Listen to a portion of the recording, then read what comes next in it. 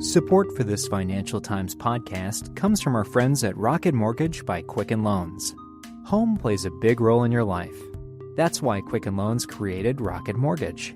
It lets you apply simply and understand the entire mortgage process fully, so you can be confident that you're getting the right mortgage for you. To get started, go to rocketmortgage.com/FT.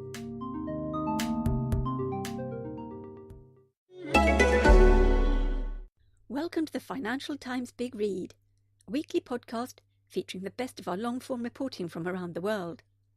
I'm Anna Dedder from the Comment and Analysis Desk.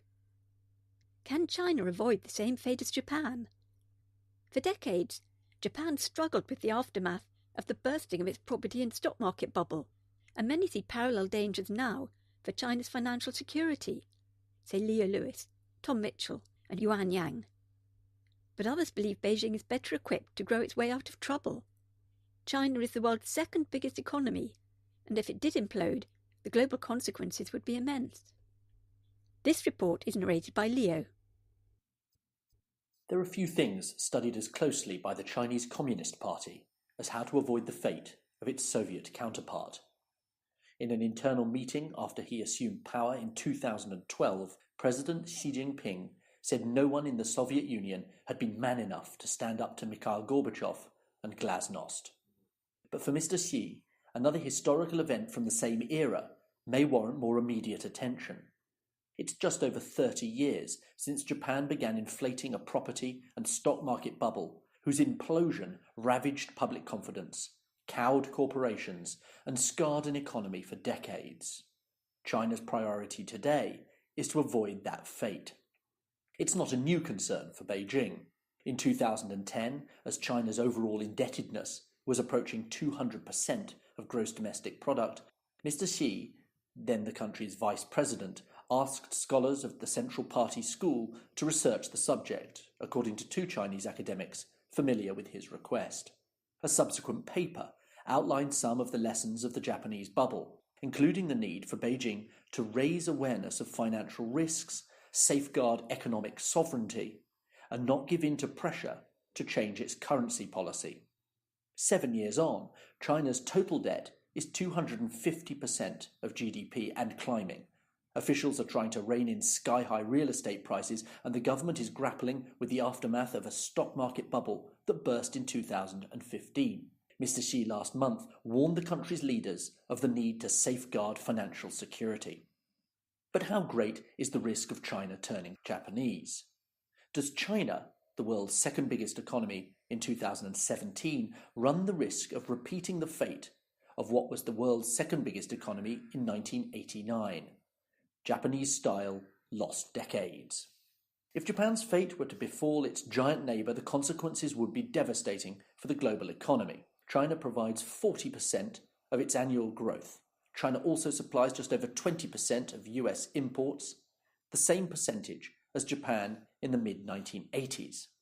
Naohiko Baba of Goldman Sachs and other analysts suggest that there are lessons for Beijing to learn from Japan's bubble experience when laid out against spookily similar reference points ranging from corporate debt levels to average white-collar commuting times in China. Yet others, including Andy Rothman, an investment strategist at Matthews Asia, insist that there are far more differences than similarities. He says the only real value of the comparisons is to calm people down. A short answer, and one often favoured by both foreign investors with billions of dollars at stake and the Chinese state with 1.4 billion people, is that there is more to be gained from taking the bubble risk seriously than from assuming that this time is different. China has already hit various milestones that recall Japan in its late 1980s pomp. Some, such as the non-financial corporate debt to GDP ratio reaching similar levels of about 155%, are technical. Others are more frivolous. Yasuda Kasai, the Japanese insurance company paying $40 million for Van Gogh's sunflowers in 1987, and Chinese billionaire Li Yiqian's 2015 purchase of Modigliani painting for $170 million. To many observers, comparisons of bubble-like economic behaviour have always seemed within easy reach. Both countries have shown themselves capable of spasms of asset inflation, with similarly boom and bust-shaped price charts. and both have paid handsomely for overseas assets. Mitsubishi Estate paid $900 million for 51% of New York's Rockefeller Center in 1989, and CC Land shelled out a record $1.15 billion for London's Cheesegrater building earlier this year. Just one of the deals that has featured in record overseas spending by Chinese groups. Analysts are particularly intrigued by the similarities between Zytec, the financial engineering techniques used to boost non-operating profits that fueled Japanese non-financial corporations' speculative investment, and the Chinese equivalents that include wealth management products and trusts. And if the mark of a real bubble is that it spills into unusual assets, look no further than the spring crop price of Old Banjiang, generally regarded as the finest of pu'er teas. It has soared almost 90% over the last year to 15,000 renminbi a kilo, making it 4 times more expensive by weight than silver. In 1987, a similar cocktail of ostentation and speculative money propelled the membership fee of Japan's Kogane Country Club golf course to $3.5 million. The comparisons have felt more compelling as the warnings of a China bubble, or a concoction of interrelated bubbles, have intensified over the past 4 years. Fraser Howey, an expert on the country's financial system, says China has halved its growth rate and doubled its debt over the past 8 years. It's not a great correlation. Yet there are some very specific points where the comparisons fail. Economic historians date the start of Japan's bubble economy to September 1985, and the Plaza Accord Agreement in New York that gave a green light to the depreciation of the dollar, paving the way for the market to take control. The yen strengthened from 240 yen against the dollar to 120 yen 3 years later. China, in contrast, carefully manages its currency and regularly cracks down on speculative behaviour, as it demonstrated in July 2015 when it controversially stepped in to arrest declines on the stock market. The Chinese state has a formidable arsenal of weaponry. That is unlikely to change. Another striking difference is the respective capacity to rebound from a big crash in property prices. When that hit Japan in the early 1990s, it was catastrophic because it lacked the engines to grow its way out of trouble. But China may have them. In terms of top-down economic planning, says CLSA equity strategist Christopher Wood, China is also attempting something that Japan never consciously signed up to, the move from an export-driven model to a consumption-driven model. A third distinction between China's present and Japan's past is the unique nature of the Chinese party state. 2/3 of corporate debt is owed by state-owned enterprises to state-owned banks. As Macquarie analysts Larry Hu and Jerry Peng noted last year, China's debt is overwhelmingly owed by one government entity to another. Normal credit analysis fails in this context, given the government's capability in reshuffling debt within the system. But its expansion has also been much faster. In Japan, it took a quarter of a century for private sector debt to almost double from 125% of economic output in 1970 to more than 220% in 1995, according to figures compiled by Steve Keen, professor at Kingston University in the UK. China's private sector debt burden soared from 115% of GDP to more than 210% in just the past 9 years. Eswar Prasad, a China finance expert at Cornell University, says, China cannot escape all the laws of economics, but it is unique in many respects. What makes Chinese officials nervous, however, is when asset classes from ginseng to copper start to look frothy. The same is true of investors drawn into the market by sustained Chinese growth, who are constantly looking out for similar red flags, particularly because Japan's late 1980s boom of property and stock speculation so clearly marked the end of the country's high-growth era. Japan's bubble did not just end badly, says Martin Schulz, senior economist at the Fujitsu Research Institute. It left scars that are still visible a quarter of a century later and show up in the form of a budget deficit maintained to keep the economy together.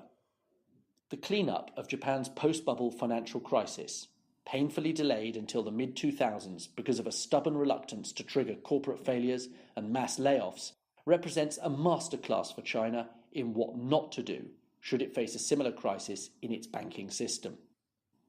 Hiromichi Shirakawa, Credit Suisse's chief Japan economist, argues that the authorities' reaction in the aftermath of any China bubble is ultimately more important than whether one is inflating. That is where China has the most to learn from Japan. He says, the biggest post-bubble challenge is to restore confidence in the banks. If you don't kick a few out, it doesn't work.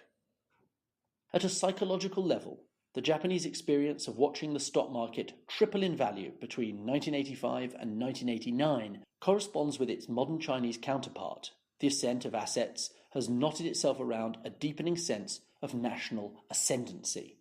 Peter Tasker, a fund manager and author on Japanese economic history, says, a bubble is a euphoric ending to a long period of prosperity. It starts with sensible optimism and morphs into a sense that there are no limits. Every class of investor wants to participate. People become euphoric about their country, and Japan was a total bubble, with stocks and real estate inflating at the same time. The euphoria was social and political, as well as economic and financial. Mr. Shirakawa argues that in both China and Japan, the sense of confidence comes from having overcome a threat that initially appeared devastating.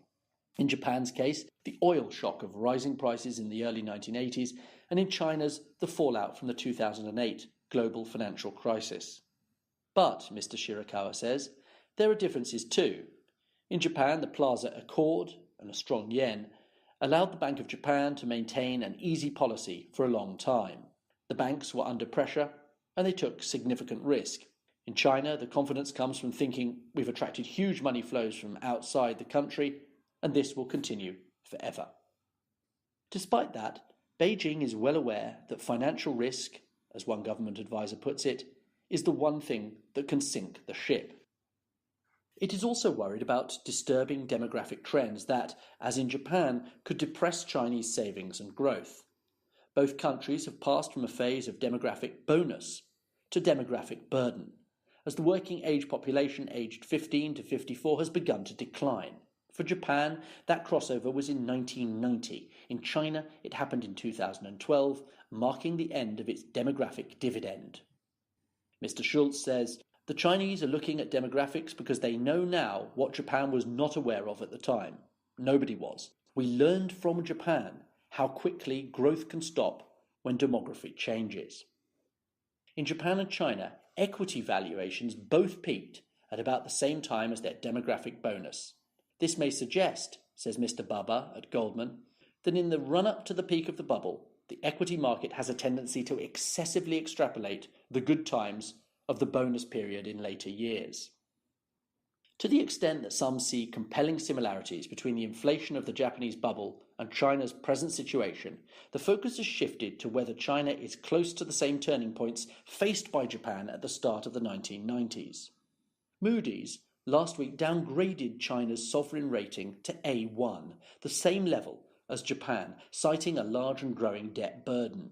But the rating agency also upgraded its outlook for the Chinese economy and predicted that its growth potential would slow to 5% by 2022, a far better outcome than the sudden crash and years of stagnation experienced by Japan. In both countries, bubble-like behaviour has produced profound changes in the lives of millions of people. As the Japanese property and stock bubble neared its peak, the price of living in the cities skeetered out of the reach of the ordinary salaryman. By 1989, a modest 75 square metre apartment, a 90-minute commute from central Tokyo, cost 8.5 times the average white-collar salary. 3 decades later, China is witnessing an even more dramatic dynamic at play in its capital. The average cost of a 100 square metre apartment in Beijing is more than 50 times the average income of local residents. This comparison is especially important, say analysts, because of the respective government approaches to the problem. On becoming governor of the Bank of Japan in 1989, 2 weeks before the all-time peak of the Nikkei 225 stock average at 38,915 points, Yasushi Mieno condemned rising property prices and long commutes, and in doing so triggered, many now believe, the subsequent market collapse.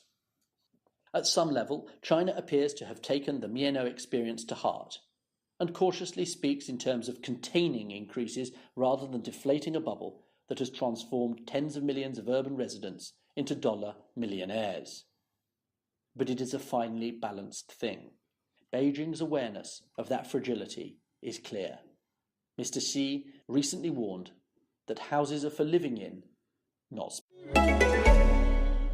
Support for this Financial Times podcast comes from our friends at Rocket Mortgage by Quicken Loans. Chances are you're confident when it comes to your work, your hobbies, and your life. Rocket Mortgage gives you that same level of confidence when it comes to buying a home or refinancing your existing home loan. Rocket Mortgage is simple, allowing you to fully understand all the details and be confident you're getting the right mortgage for you. To get started, go to rocketmortgage.com/FT. Equal housing lender. Licensed in all 50 states. NMLS ConsumerAccess.org number 3030.